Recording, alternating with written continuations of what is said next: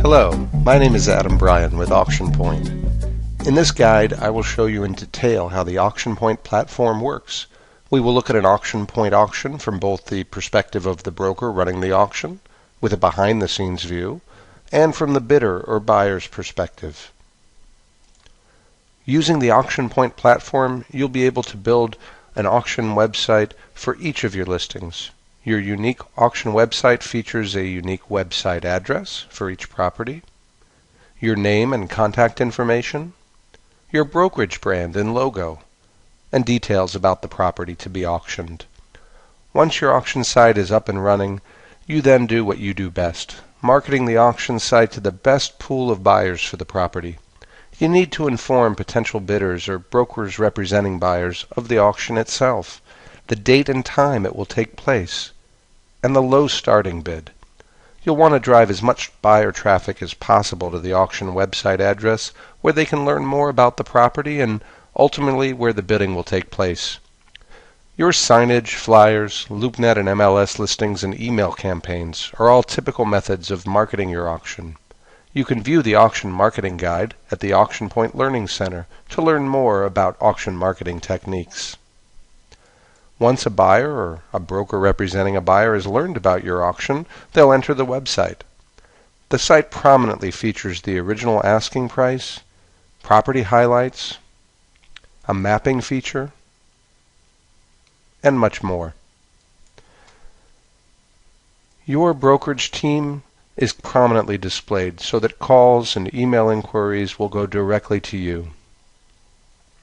Interested buyers and brokers who want to see more will naturally click on the Property Details tab. As you can see, the site requires that I register before giving me access to property details, due diligence materials, or the purchase agreement. I'll click on My Account to show you the information the site has collected about me before it gave me access. My name, email, phone number, my role have all been captured and retained.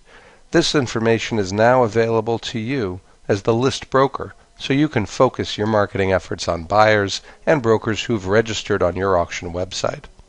If I want to actually bid on auction day, I'll need to get a bidder number, and I would click on the Get a Bidder Number link. The site will then require I post a winner's deposit. The winner's deposit is a deposit that is fully refundable unless I am the winning bidder, and it helps ensure that the winning bidder will perform.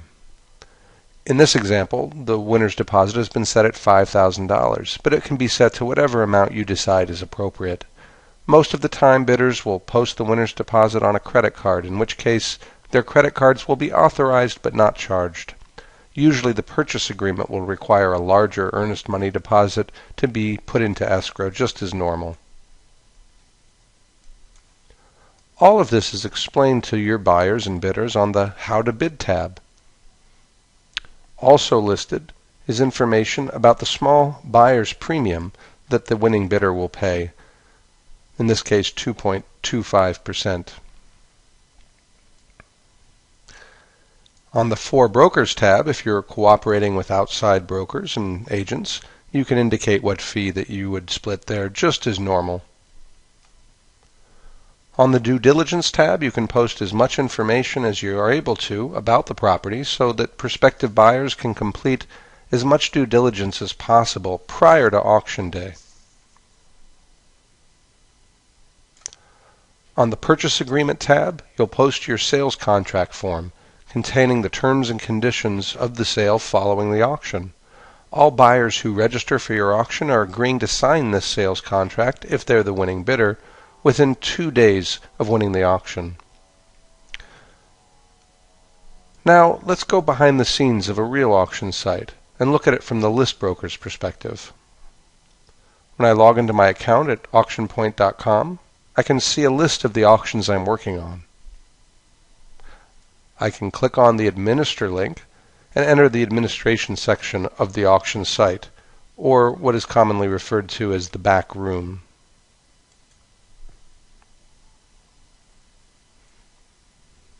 As you can see on the left, The administration section is divided into two areas: auction information and user information. Here we see the auction information's four View Edit tabs. This is where you will enter and upload property information and details to build your auction website. In the Downloads area of the AuctionPoint Learning Center, you will find an AuctionPoint setup guide to walk you through this simple process.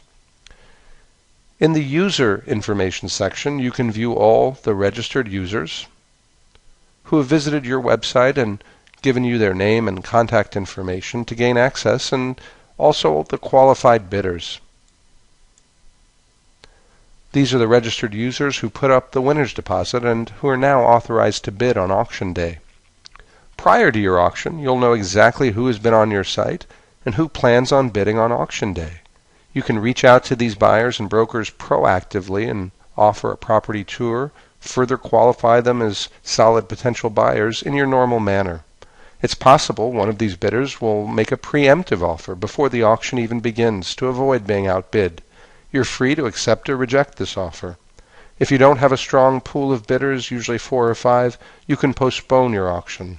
Perhaps you'll need to revisit pricing with your seller if the market's not responding, or adjust your marketing campaign. You'll be in control. Now let's take a look at what an auction site looks like on auction day. I'm a qualified bidder in this sample auction, bidder number 5520, and I'll go ahead and bid $4,660,000, entering and confirming my bid. As you can see, the current bid flashed yellow and now reads you are the highest bidder. Since you're looking at my screen, you see that. You decide the day that the auction runs as well as the starting or the end times. Note that the auction will end at either the scheduled time or 5 minutes after the last bid is received.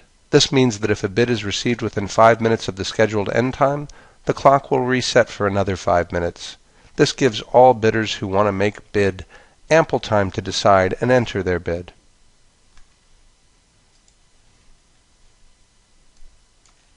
On auction day, you can view the bid history link and see the bid history and who the bidders are.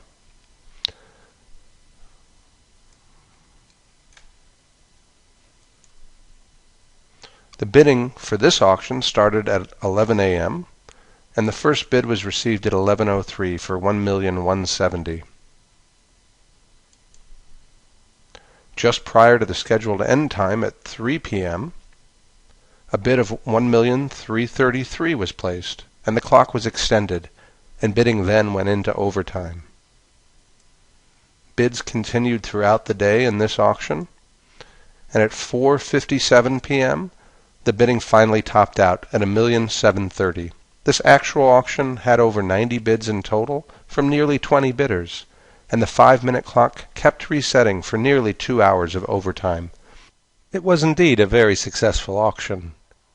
Thank you for viewing this guide on the AuctionPoint platform and how it works. We look forward to working with you soon.